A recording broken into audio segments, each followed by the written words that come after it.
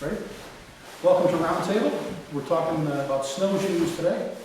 We've got a few different varieties to show you here in a minute, but it's a great activity to get your troops, even your packs, outdoors this time of year. You can social distance with them, so you don't need to wear the face masks while you're out. Just make sure everybody stays apart. But it's a pretty easy activity because basically it's walking with larger shoes, and you can walk on snow and it'll give you some flotation so that you can go around the woods and have a ball and tire those kids out. One of the things you want to think about when you're snowshoeing, of course, is going to be safety. So go over with your group ahead of time regarding hypothermia, procedure in case somebody gets soaking wet, because the first thing scouts want to do is run for the snowbanks and get their hands and mittens dirty and wet. So consider what you're going to wear. Remember, no cotton. A pair of gaiters is always good with snowshoes. These are just short ones, but they keep the snow out of my boots where it should be. And you can get them higher ones that will come up to your knees. I didn't bring those today, but they're very helpful. Again, this is a fleece jacket. This is lined nylon pants, and underneath I've got long johns, and definitely want to wear some gloves and some kind of appropriate headgear. So dress appropriately for the activity. Remember, no cotton. So now to the snowshoes. This style is a bear paw snowshoe. Probably not the ones you want the kids to do. They're a little more fragile than some of the more modern ones. They're made with rawhide, wooden strips. The bindings here are a bit more difficult to adjust than some of the newer ones. These are leather. They are fun to watch somebody walk on. When I was a scout, we got pretty good at watching people put their foot down on the other one, do a face plant. A little more awkward to use than some of the narrower, newer versions. Again, here's another rawhide and wood set. This is the big trapper style. These came with leather bindings. They came from somebody's attic back when I was a small child, and I had to replace the bindings because they were crumbling. So these are rubberized and nylon straps, not too bad to set up. The downside of these snowshoes, there is no crampon, no traction on the bottom of these, other than the rawhide itself.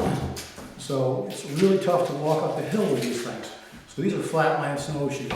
These tend to be a little bit nicer in the woods. These are better on trails because of the length.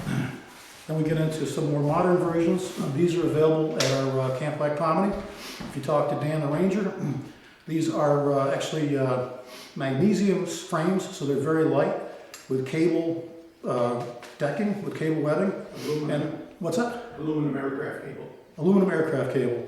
And then they've got these, I believe, nylon straps that are somewhat difficult to adjust, but not too bad. But you can, like I say, you can get those at camp, and I'm not sure if there's a rental charge or not, probably not these days, but talk to Ranger Dan on it. The other thing with these, since they're magnesium, you can take a few scrapings to start a fire if you need to. Again, these things, unlike my wooden ones, do have traction on the side. It's not a great deal. You're not going to want to go mountain climbing with these, but if you do get into icy conditions, you're going to have a little traction.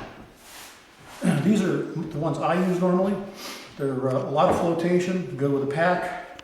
There's a platform on here, nylon straps.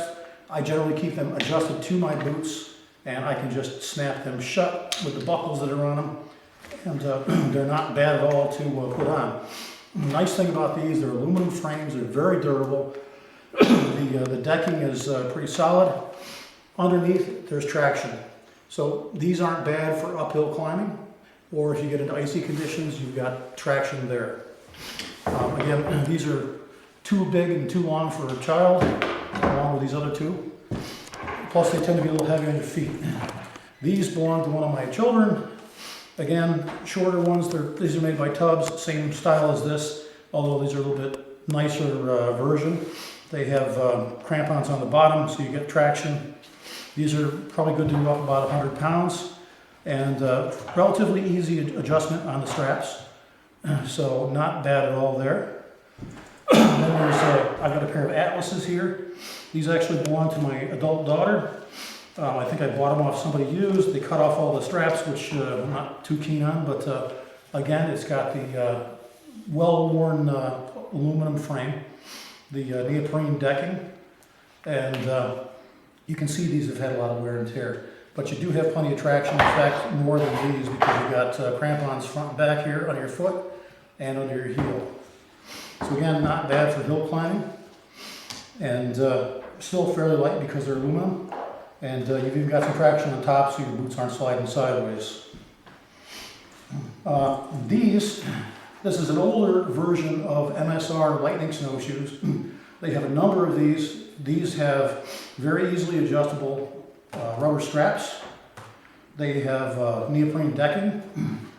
Lots of traction underneath the whole frame, being that it's metal and it's not tubular, it's a strip. You can see that there's traction all along the edges. There's crampons in the front and back. There's crampons under your toes. And really nice setup. The other thing that these are good on ice and they're good for hill climbing.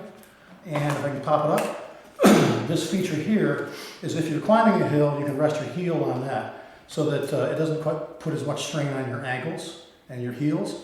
So the heel of your boot would land on that piece as you walk up the hill. And these are much, much better in ice than the other versions that I've showed you. And these kick down once you're going back downhill. There's a ton of different varieties of snowshoes available. These are just a handful of them. One of the nice things to have when you're snowshoeing, here's a set of ski poles. These will work just fine.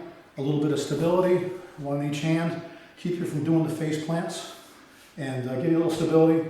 Plus, if you're going downhill, sometimes it's easier to be able to plant something in front of you. These are just standard old cross-country ski poles. They work just fine.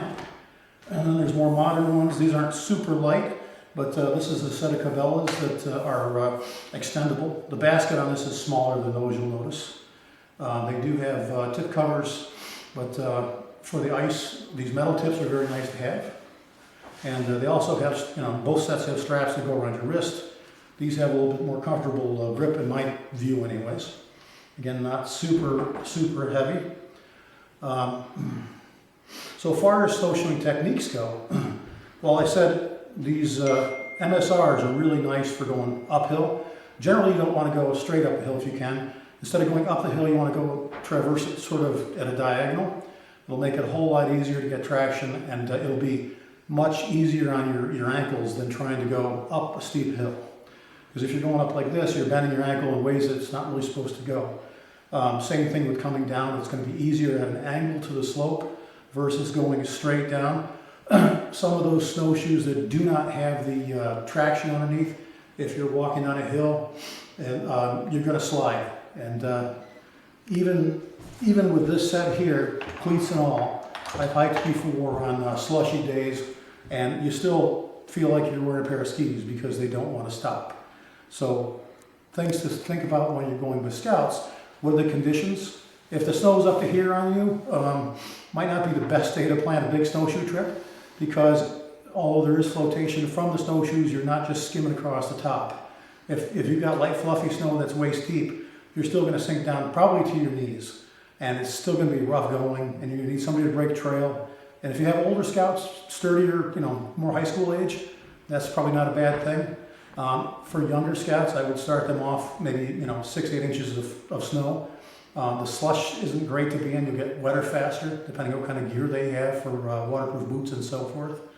But also bear in mind that the amount of snow that you have and the depth of snow is going to affect how strenuous the activity is. So dress accordingly. If it's heavy snow and it's cold, as we tell you in Octec every year, dress comfortably cool. Be cool when you start, as opposed to standing here sweating while you were standing still, because once you get moving and generate heat, it's only going to get worse. So have a couple different options for outer layers. If you start to get warm, then ditch some clothes, stick in your pack, so that you're not soaking wet underneath, because that's something that can lead to hypothermia later on. So give consideration to the way everybody's dressed. Hopefully no cotton jeans. The snowsuits, the full things are okay for kids. I don't know that I recommend them for adults. At least they tend to make me sweat a lot. So think about how to dress, and maybe go over a gear check when you do a snowshoe trip. And vary the snowshoe trip as to what you're going to do. Spa Park in Saratoga, I believe, rents snowshoes. You can go get them there. You can get them here at camp. So you can get some different kinds, and you can find some different terrain. So here at camp, there's steep places you can go. There's places that are flat. Same thing at the Spa Park. So it's a good place to get out. You don't have to have snowshoes for everybody. You can rent them for a nominal fee, and it's a good winter activity.